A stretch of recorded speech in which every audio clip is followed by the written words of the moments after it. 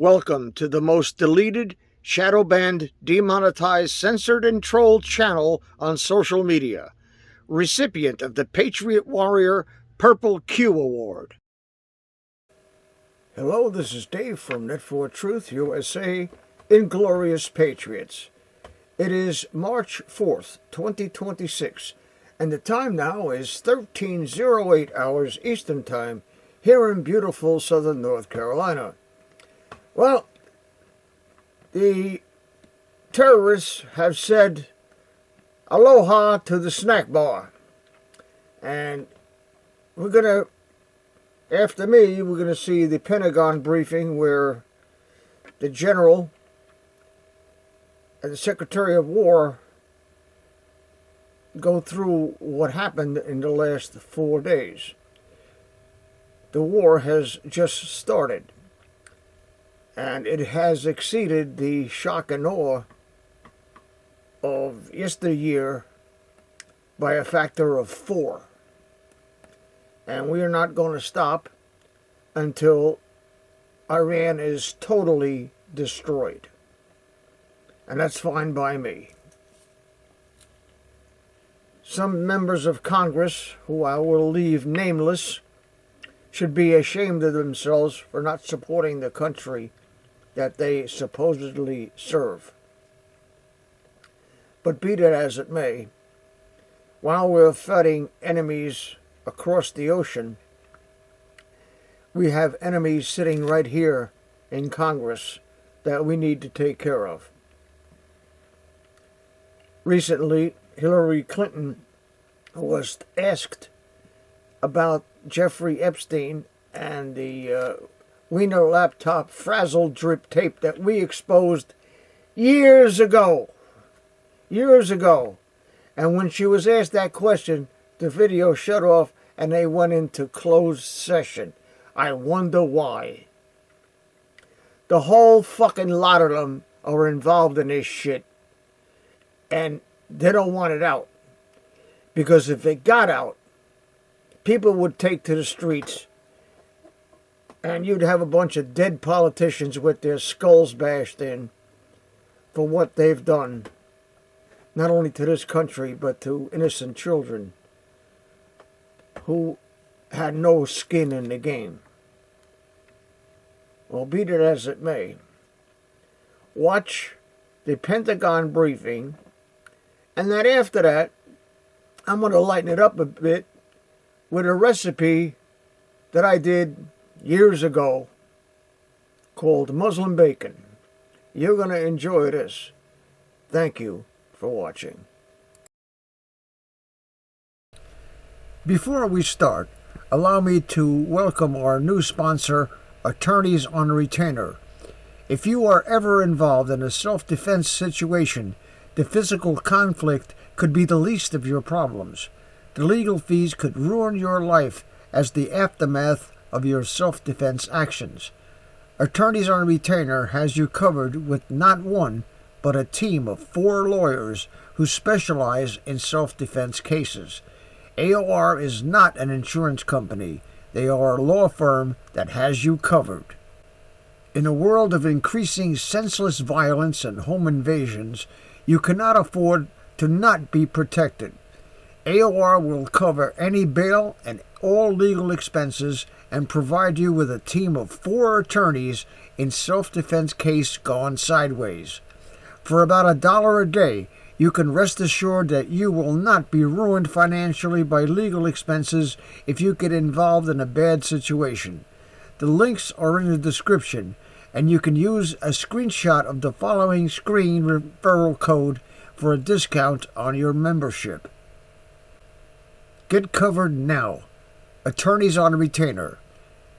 Call 866-404-5112 and the referral code is DA342NI329.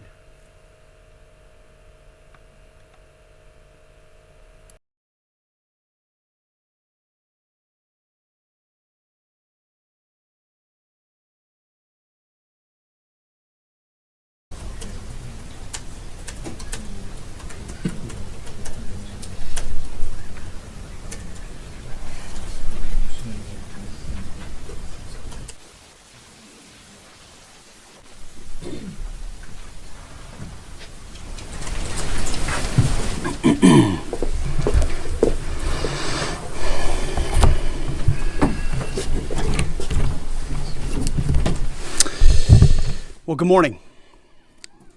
I stand before you today with one unmistakable message about Operation Epic Fury. America is winning, decisively, devastatingly, and without mercy. Under the direct command of President Trump, the War Department unleashed this operation early Saturday morning, just 4 days ago, which means we need to remember two things.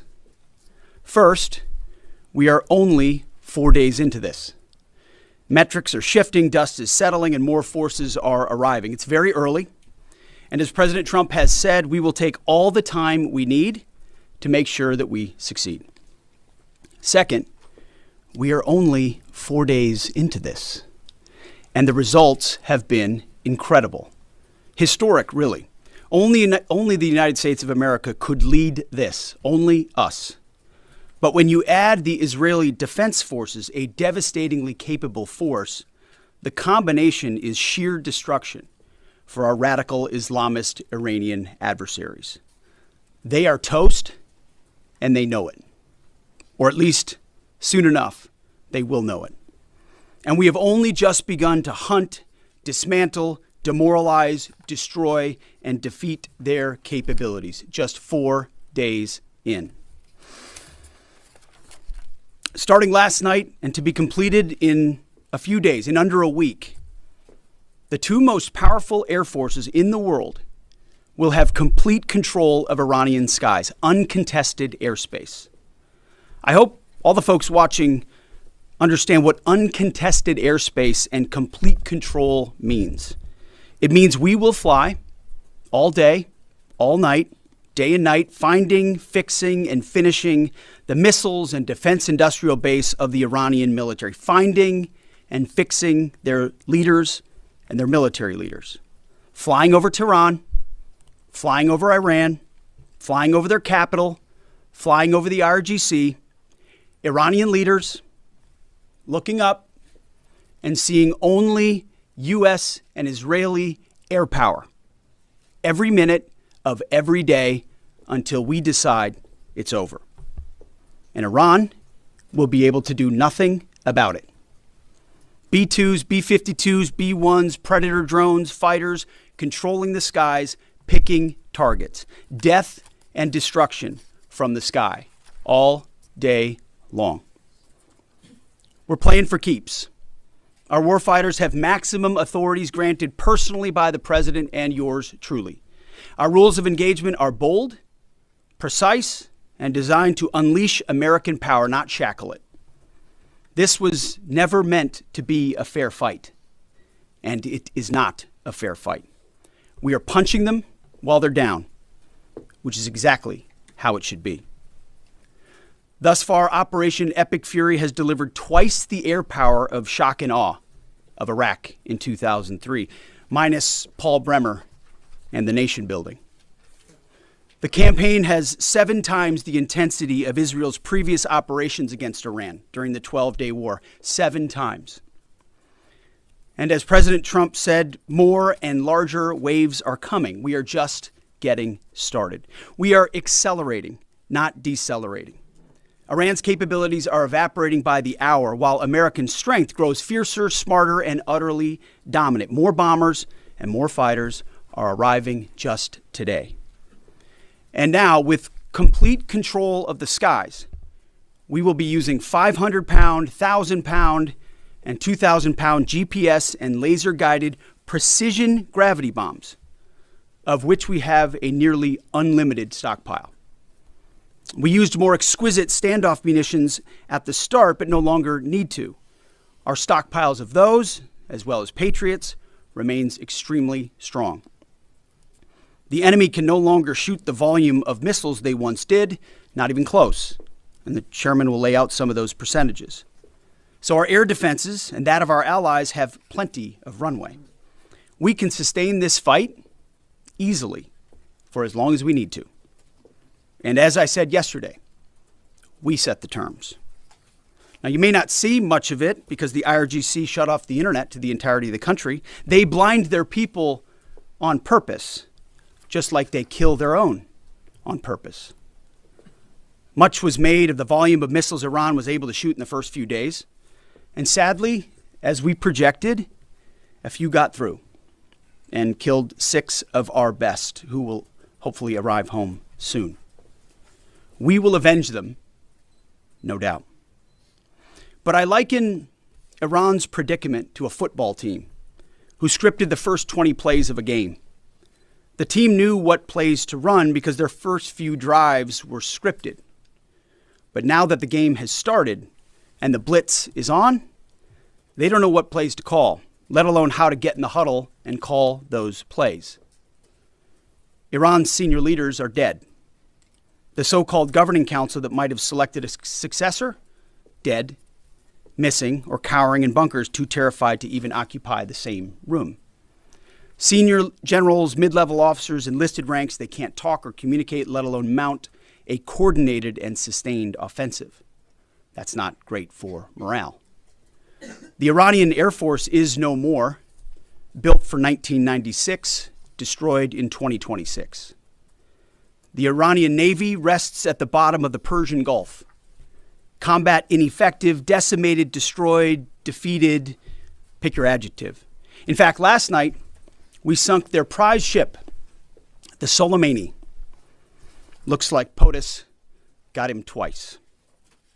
Their Navy, not a factor. Pick your adjective, it is no more. In fact, yesterday, in the Indian Ocean, and we'll play it on the screen there, an American submarine sunk an Iranian warship that thought it was safe in international waters. Instead, it was sunk by a torpedo. Quiet death. The first sinking of an enemy ship by a torpedo since World War II. Like in that war, back when we were still the War Department, we are fighting to win. Also, yesterday, the leader of the unit who attempted to assassinate President Trump has been hunted down and killed. Iran tried to kill President Trump, and President Trump got the last laugh. Now, this is not a mission accomplished situation. This is simply a reality check. The combination of U.S. and Israeli intelligence and combat power will control Iran, and will control it soon. Sure, Iran will still be able to shoot some missiles and still be able to launch one-way attack drones at civilian targets, and their proxies will attempt to attack our embassies, bases, and soft targets. They are terrorists, after all, and they need to target civilians because they can't fight toe-to-toe. But we will find them, and we will kill them. This is what the fake news misses. We've taken control of Iran's airspace and waterways without boots on the ground. We control their fate. But when a few drones get through or tragic things happen, it's front page news. I get it. The press only wants to make the president look bad, but try for once to report the reality. The terms of this war will be set by us at every step. As I said Monday, the mission is laser focused. Obliterate Iran's missiles and drones and facilities that produce them, annihilate its navy and critical security infrastructure, and sever their pathway to nuclear weapons. Iran will never possess a nuclear bomb, not on our watch, not ever. And this is why President Trump's moral clarity on Iran today is so vital.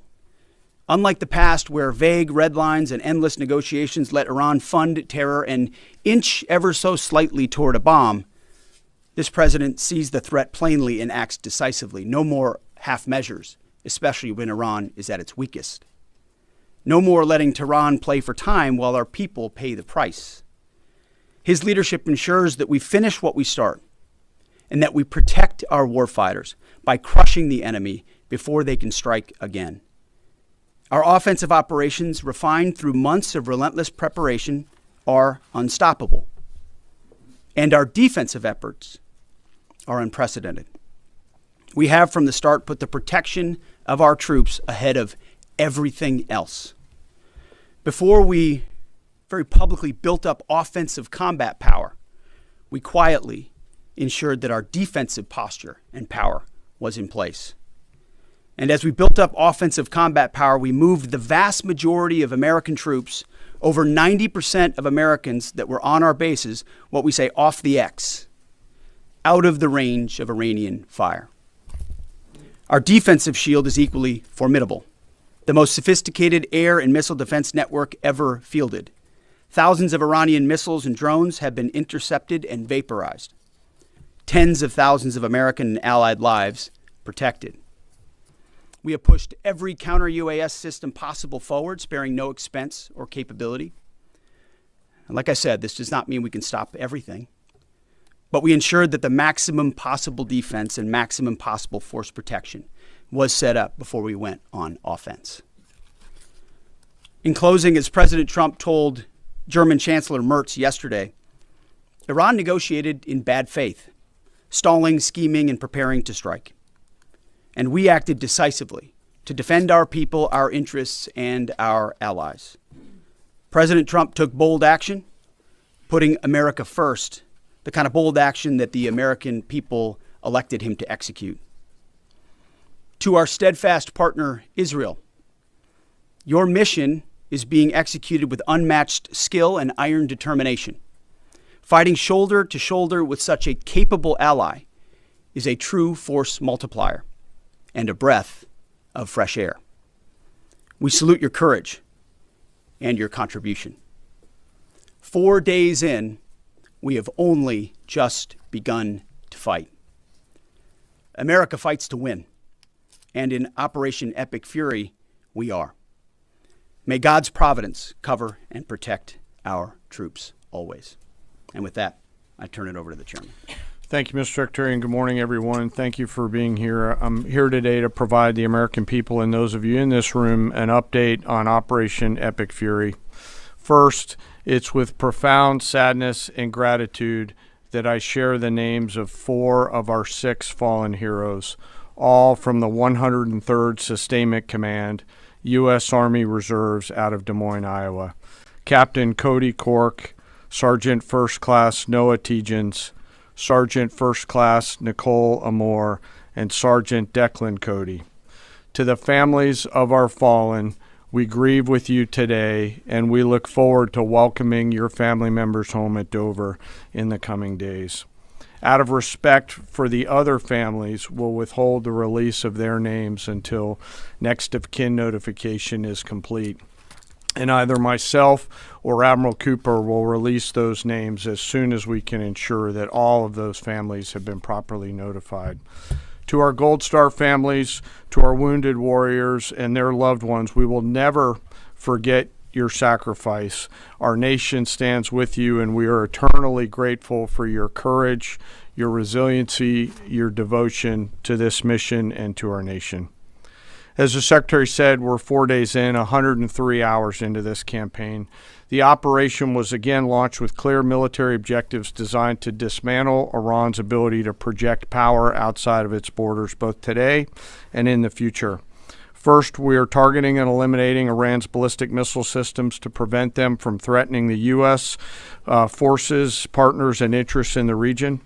Second, we are destroying the Iranian Navy, degrading its capacity, capability, and ability to conduct operations, not just in the Central Command AOR, but as the Secretary showed in the video, around the world.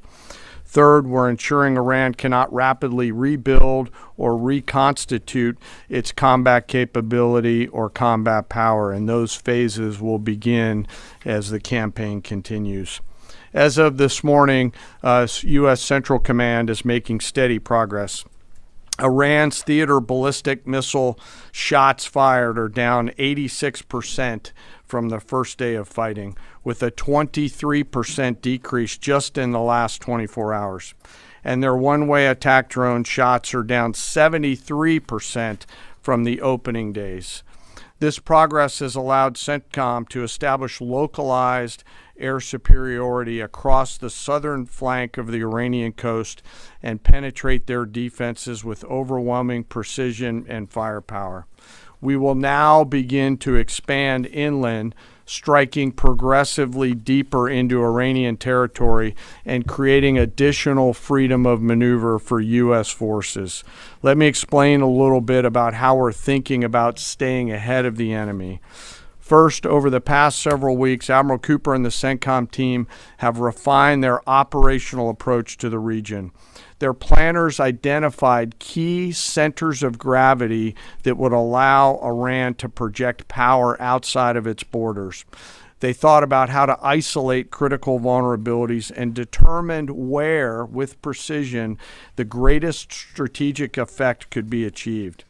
As a result of this, CENTCOM is now shifting in day 4 already from large deliberate strike packages using standoff munitions at range outside an enemy's ability to shoot at us, now into stand-in precision strikes overhead Iran.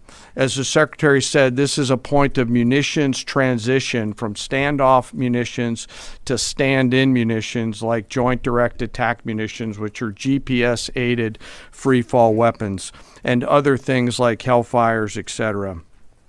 This will allow the joint force to deliver significantly increased precision effects on the target. The throttle is coming up, as the Secretary said, as opposed to ramping down. This will allow us to maintain consistent pressure on the adversary over the coming days, disrupt their launch timelines, and impose cost every day around the clock. I know there have been a lot of questions about munitions. We have sufficient precision munitions for the task at hand, both on the offense and defense. But I want to tell you, teammates, as a matter of practice, I don't want to be talking about quantities. And I know there's been a great debate about that, and I appreciate the interest, but just know that we consider that an operational security matter. Let me flip to the map here. Hopefully I don't kill anybody with a laser pointer. As I mentioned earlier, and for you with the camera right there, my friend, I hope I don't ricochet off and hurt you. Over the initial days, the U.S. Joint Forces continued to attack and attrit ballistic missile capabilities as well as integrated air defense capabilities along the southern axis. Along the northern axis, Israel and the Israeli Air Force has predominantly been working integrated air defense targets along the northern flank, as well as medium-range ballistic missile capability as well. From the sea, the USS Ford has continued to project combat power here, as well as the bomber pulses that we talked about in the opening days of this briefing. Along the southern axis, the USS Abraham Lincoln Strike Group has continued to provide pressure from the sea along the southeastern side of the coast and has been attriting naval capability all along the strait and up into the Arabian Gulf at a size and scale sufficiently to address the targets required. To date, we've hit over 2,000 targets, as Admiral Cooper said in his video last night. We've destroyed more than 20 Iranian naval vessels, including, in addition to the frigate outside of the area, one submarine, and effectively neutralized at this point in time Iran's major naval presence in theater out there. As the Secretary showed the video, for the first time since 1945, a United States Navy fast attack submarine has sunk an enemy combatant ship using a single Mark 48 torpedo to achieve immediate effect, sending the warship to the bottom of the sea. I want to remind everybody that this is an incredible demonstration of America's global reach. To hunt, find, and kill an out-of-area deployer is something that only the United States can do at this type of scale. Over the next 24 to 48 hours, CENTCOM will continue to strike infrastructure and naval capability, and we'll continue to assess our progress against the military objectives. It does take time for us to collect that information and to assess en route. Much of our intelligence, surveillance, and reconnaissance capability is currently hunting and killing ballistic missile launchers and one-way attack capability. We're precise in that assessment, and we call balls and strikes in that assessment. We take that matter seriously. Iran, on the other hand, has been indiscriminate and more imprecise in their attacks. They fired more than 500 ballistic missiles and more than 2,000 drones, striking innocent civilian targets throughout the region. Our partners are answering the call to defend themselves right alongside us. Jordan, Bahrain, Saudi Arabia, the UAE, Qatar, and Kuwait are all defending their people with their own combat capability, with precision and restraint. Jordanian air defense crews recently intercepted a cluster of Iranian one-way attack drones headed to Amman. Bahrain's air defense forces shot down an inbound drone approaching Manama's maritime infrastructure, protecting both their population and critical shipping lanes. Saudi Patriot batteries stopped a salvo of ballistic missiles aimed at energy facilities near Dhahran. The UAE neutralized multiple drones targeting Abu Dhabi's industrial zone, demonstrating speed and precision. And Qatari fighters for the first time have shot down 2 Iranian bombers that were en route to their location. Together, these nations are helping to defend themselves and project power as required against the enemy. We're 100 hours in. It's still very early, as the Secretary said, but the balance is shifting. We've always got to remember that these operations are complex, dangerous, and far from over. Our soldiers, sailors, airmen, Marines, Guardians, and Coast Guardsmen remain in harm's way, and we must be clear-eyed that the risk is still high. This is combat. Let us never forget this. As we continue, I ask that we hold all of our deployed teammates in our thoughts, those standing the watch, flying the sorties, sustaining the fight, and carrying our nation's burden. And I'll stop where I started, and that's remembering our 6 fallen who will return home as soon as possible. I remain humbled, grateful, inspired by every day the valor and professionalism of our joint force. They are quiet professionals through and through, out there doing America's work through the day and through the darkness. And with that, I'll take your questions along with the Secretary. Go ahead. What do you assess the enemy's control and command status is right now? And can you broadly describe our decisive point in this operation? Well, I won't describe the decisive point in the operation because that would tell the bad guys what it was. That's a good question, though. I appreciate the question. There's C2 structures in a bad way. Admiral Cooper's been continuing to pressure C2 at the IRGC C2 and other military elements, and will continue to do so. Thank you for the question. Thank you, Secretary Hegseth. Mary Margaret with the Daily Wire. Couple questions for you and then one for General Kane. Can you tell us more about how we took out the leader who was the leader of the group that was trying to assassinate President Trump? And then Turkey's defense ministry says NATO air defense systems intercepted an Iranian ballistic missile headed towards Turkish airspace. Could this trigger NATO's Article 5, and was it the U.S. who shot it down? On the first question, we've known for a long time that Iran had intentions on trying to kill President Trump and or other U.S. Officials.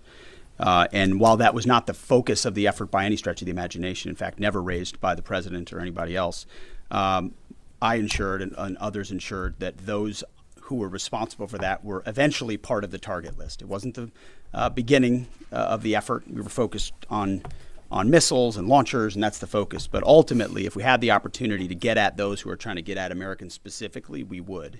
And so we eventually had the opportunity to do that from the air.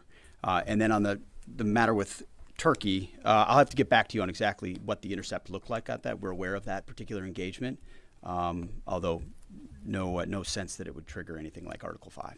No. Tie right there. You got a tie on. Yeah. Thank you. Tom Bateman with the BBC. Can you give us an update on what the administration knows, what you know now about the reported strike on a girls' school in southern Iran on Saturday? All I can say is that we're investigating that. We, of course, never target civilian targets, but we're taking a look and investigating that. Red tie in front. Just on the basis that with the information you would have, your reconnaissance abilities, ability to gather information, I mean, it's several days on now. So is there any clarity on whose munition this was? We're investigating it. Thank you. Secretary, so there are reports that the administration is considering arming Iranian Kurdish groups. So could you please clarify that whether any such plan has been authorized and whether Congress or regional partners has been notified and consulted?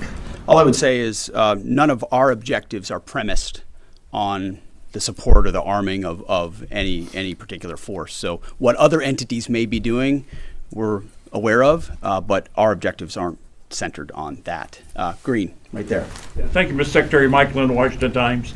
Can you talk a little bit about the deconfliction process that's going on? You have two parallel operations, Epic Fury and Roaring Lion. How are you making sure they're not interfering with each other? Sure, I'm happy to take that. Thank you for the question. We have liaison officers on both sides. There are U.S. CENTCOM teammates out in Israel, and there are Israeli Defense Force teammates at the relevant command and control nodes within the U.S. CENTCOM enterprise. Routinely, Admiral Cooper is talking to the IDF Chief of Defense, and I will occasionally speak to him through the arc of this. I've spoken to him a few times already. That allows us to coordinate, integrate, and synchronize activities while maintaining separate efforts. And when I said a breath of fresh air, I really meant it.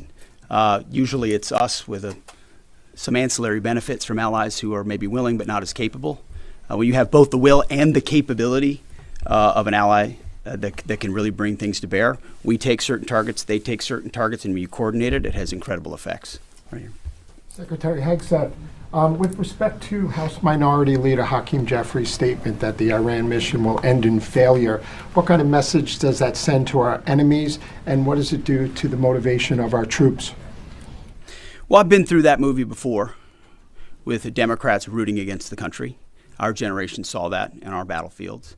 I think it's pretty unprecedented and unfortunate that it would occur 4 days in to an operation where, as the chairman laid out, America's best are operating in an incredibly challenging environment where they're having incredible success, but they're meeting a determined adversary. And he's been privy to briefs that we've provided. He knows how effective this has been. He's being disingenuous, which we're used to. Right here. Thank you for taking my question. Heather Mullins, Lindell TV. One of the questions I have is just really regarding the intelligence that indicated that this was something the U.S. had to get involved with at the time that you guys did. We had Operation Midnight Hammer back in June. We obliterated their nuclear facilities. What was the intelligence that suggested that somehow they became a threat once again that required us to get involved with Operation Epic Fury? I appreciate the question. The evidence in front of us since the 12-day war was that Iran had no intention of actually negotiating a nuclear deal that truly meant they did not have a pathway to the nuclear bomb. And they had a moment. Jared Kushner and Steve Witkoff, two of the best negotiators in the world, poured into that negotiation, giving them every single possible opportunity to release that ambition, and they didn't. And the intelligence that we saw they didn't intend to do it in good faith, that they had the intentions eventually to get to a place where they could have a conventional shield to block their nuclear capabilities, as I talked about yesterday. So I would separate the what from the when a little bit. The what is they've been killing Americans for 47 years. They have thousands of missiles pointed at us. They have ongoing nuclear ambitions, and they're at the weakest they've ever been. So the when became, in a particular, hey, what makes the most sense to do this to ensure that the narrow objectives we have of ensuring they never have a nuclear weapon have a maximum effect? Yes, right here. Thank you, Secretary Hegseth. I had two questions. First, what is your message to Iran's allies, namely Russia and China, who have called for an immediate end to hostilities? I don't have a message for them, and they're not really a factor here. And our issue is not with them, it's with the nuclear ambitions of Iran. Absolutely. And are any so-called fully autonomous weapons or other AI tools being used in Operation Epic Fury? We've got a lot of autonomous systems, or systems that drones and others incorporated with smart AI aspects to them, but a lot of which I can't talk about here. Yeah. Yellow, right there. Yes, ma'am. Thank you very much, Mr. Secretary. As you know, China is accusing the United States of invading in Iran, a sovereign nation, and North Korea, which cooperate with Iran on nuclear development, has declared its commitment to protecting Iran. What is the United States' strategic response to this? And I have a second one.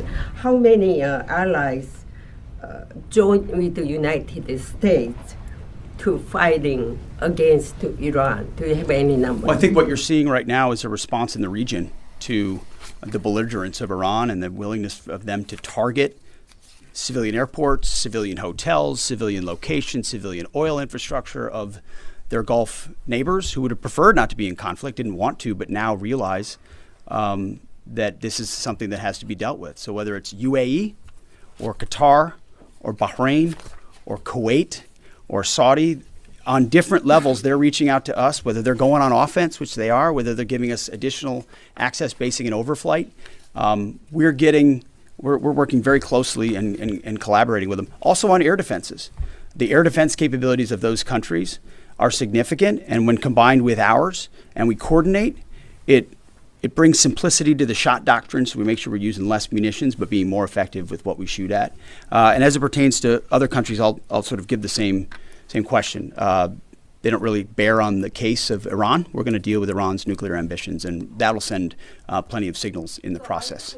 Right there. Purple. Are you going to help get Americans out of the region? The Thank you so military much, going to Mr. help? Secretary. I have two questions. One question for you and the other question for Mr. Chairman.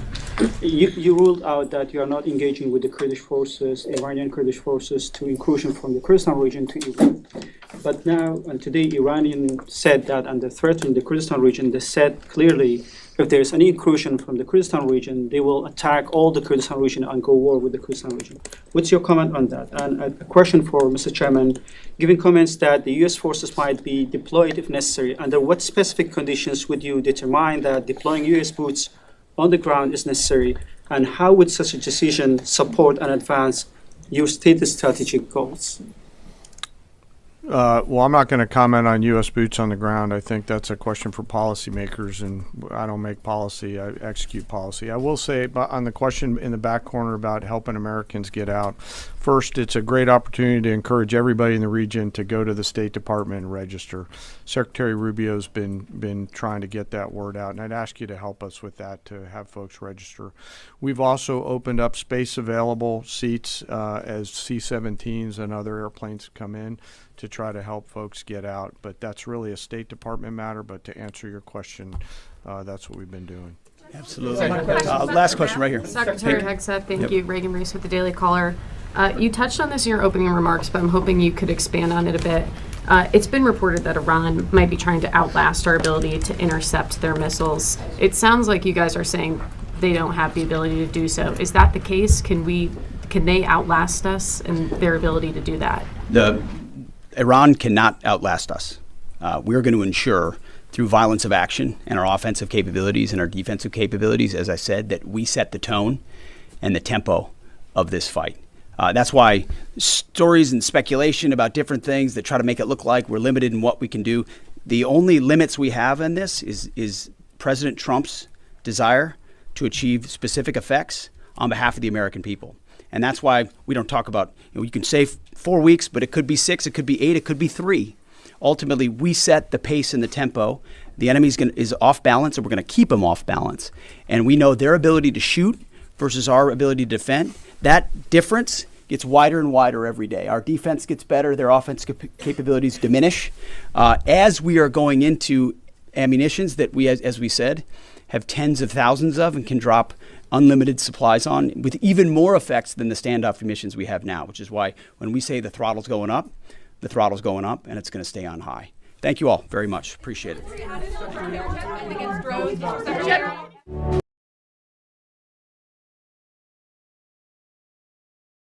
Allahu Akbar, Allahu Akbar, Allahu Akbar, Allahu Akbar.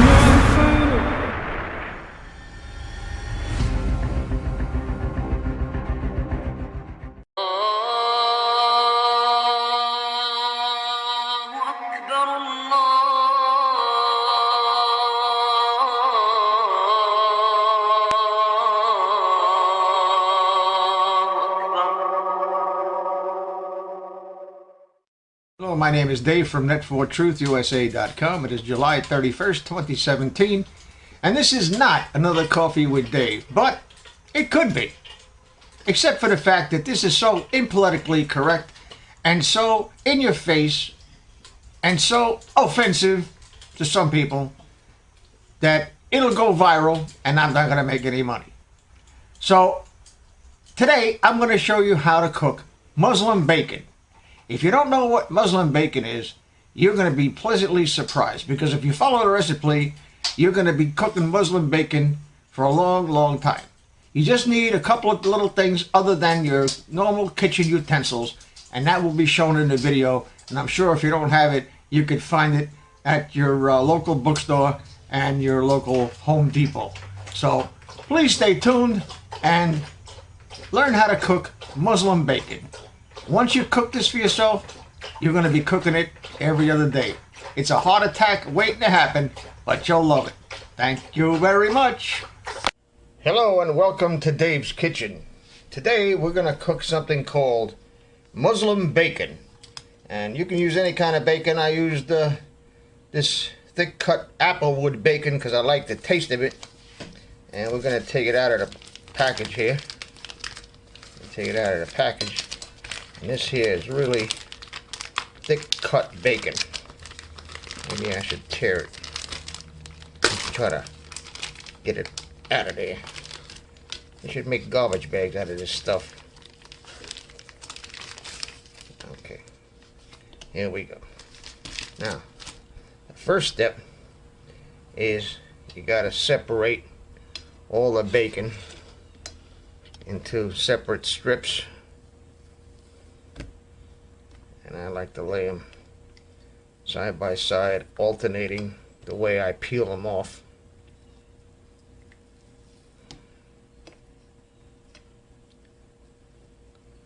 And this dish seems to be a little bit small for the task here, so we will have to do something like this.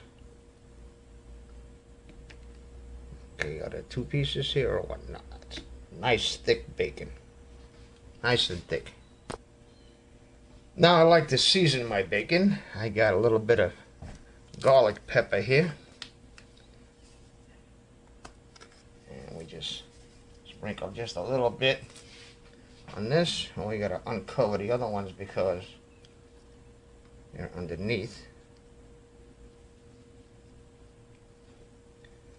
Okay, a little garlic pepper. Okay, and we have a little chopped onion.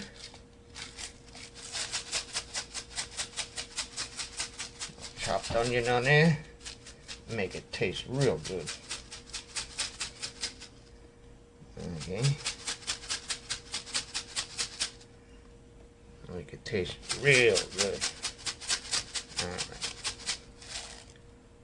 That. And we have adobo, which is really good stuff. Love this stuff. Every meat I cook almost got a taste of adobo on it. Okay. And we got nice adobo. Okay, very good. And last but not least, we have to have a little bit. We're Italian here, so a little oregano. A little oregano. Oregano on this piece here. I don't know, I missed this piece on the end. Oregano there. Okay. We're missing something. We're missing something. Let's see if I'm missing something here. Am I missing anything?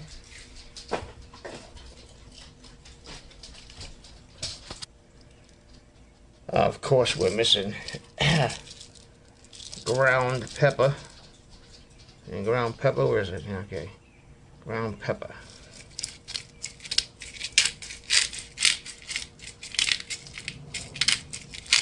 Brown black pepper. Adds an excellent taste to this stuff. Excellent. Yeah. Excellent. We got to get it all. And you handle this bacon is like putting Vaseline on your hands. It makes your whole hand slippery. You got to wash your hands every time you pick up something. Okay. That's enough. Everything got a little bit of everything here. Okay. Excellent day. Now I took my plate outside to show you how all of these seasonings are laying on top of the bacon. And we can't have that, because when you cook the bacon, what's going to happen is all the seasoning is going to come off with the grease.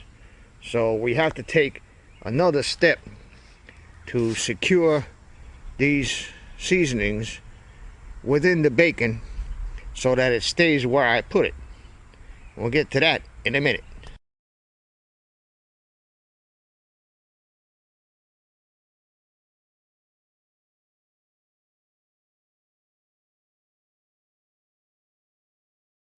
So now we have to find a way to secure the spices and seasonings and stuff into the bacon so that it does not escape with the cooking of the bacon, with the fat and all that stuff. And we also have to find a way how to make this dish a real Muslim treat.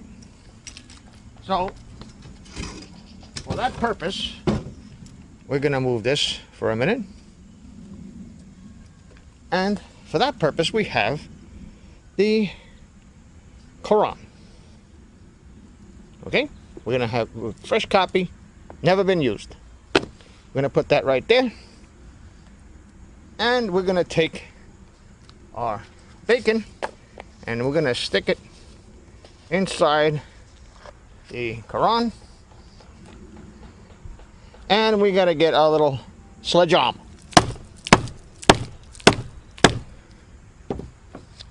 This has the added benefit of making the bacon a little bit fatter and leaner. I'm going to keep this off the deck here. A little sledgehammer. That's one piece. Okay, put that aside, and we put the other piece in here like this here, and we have to sing the obligatory Allah Akbar, Allah Akbar, Allah Akbar, Allah Akbar. There we go. Allah Akbar. Well, Alec makes good bacon. Look how big that piece got, huh? Piece got big. Okay. We're going to continue this process with the rest of the bacon until we get nice, flat. Oh, yeah, that looks good. Get a fresh page here. That's it. Hang it down over here. Allah Akbar. Allah Akbar. Allah Akbar. Oh, that looks some good pork right there, boy. Yeah. I don't want to bore you with all the preparation stuff, so I'll just do one more. See how nice that is? You see how nice and fat that is? Look, put that thing like that. A little sledgehammer. Allah Akbar. Allah Akbar. Oh, boy, look at that. Oh, friggin' A. Surah 927. Or 12 something. Okay. That sucker right there. Allah Akbar. Allah Akbar. Excellent. Excellent, excellent, excellent. Oh, look how big that piece. Look how fat. Look at that. Absolutely wonderful. Now the trick is when you're cooking bacon, you got to make the pot really hot. So I've had this on the high heat now for about 2 minutes, and it should be hot enough. Now look at the way this thick cut bacon came out with the sledgehammer and the Quran. Huh? Isn't that wonderful? And you can just cook the whole thing. You just cook the whole thing. Put the whole thing in there. And what you want to do is you want to spread it out as much as possible. And turn it occasionally Using one of these non-stick pots. I just bought it yesterday, so I'm testing a pot out too. Okay. So I'm going to leave that simmer for a while, and we'll be back in a minute.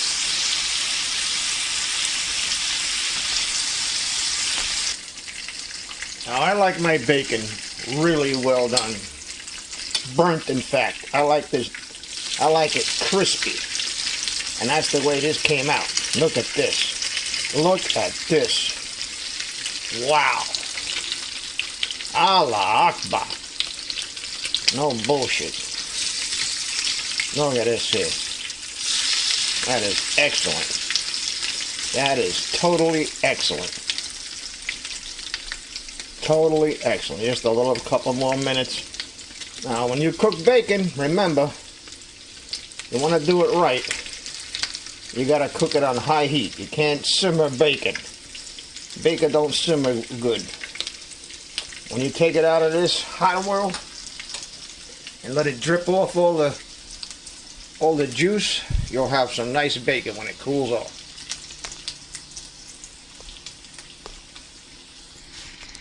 Oh, look. The koran, num num. Num num. Num num. Oh, num num. Oh, num num. Isn't that good? Can you read? Allah Akbar. Allah Akbar. Allah Akbar. Allah Akbar. Allah Akbar. Allah Akbar. Allah Akbar. Allah Akbar. Now you might ask, what do you do with the leftover grease? Very simple. You got a couple of dogs, just do this. Just put some dog food in there and mix it all up. Let it soak in real good. You might say, well, that's too fat for a dog. No, dogs' metabolisms and dogs' systems are very well suited to digesting fat. I might get another thing here. So my two puppies are gonna love this stuff. This is gravy train, and gravy train with bacon juice has got to be better than liver snaps any day. Okay, here we go. Mix that up real good. Mix it up real good.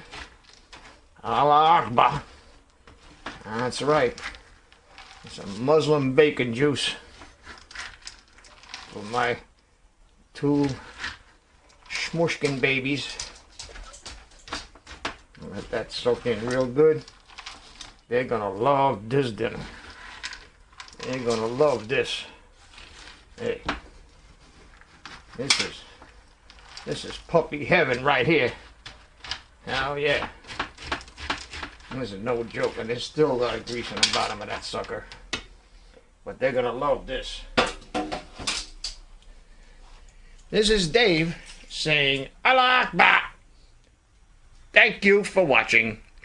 And if you like this video, please support us with the Patreon, GoFundMe, or PayPal links down in the description.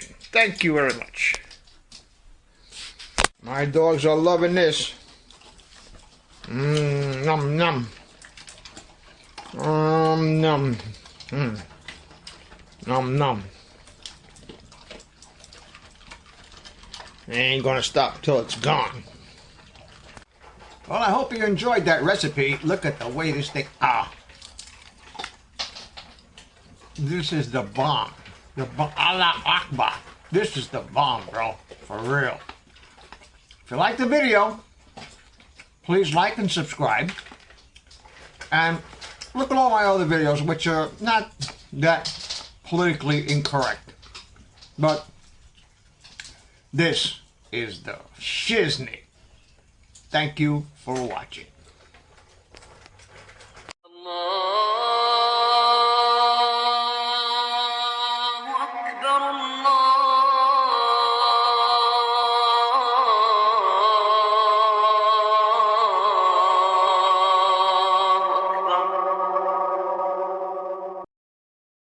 autographed hardcover special edition copy of Land of Childhood's Fears will be sent to you for a $100 donation. You can get the book from Amazon or buy it directly from the publisher at lulu.com. Links are in the description section.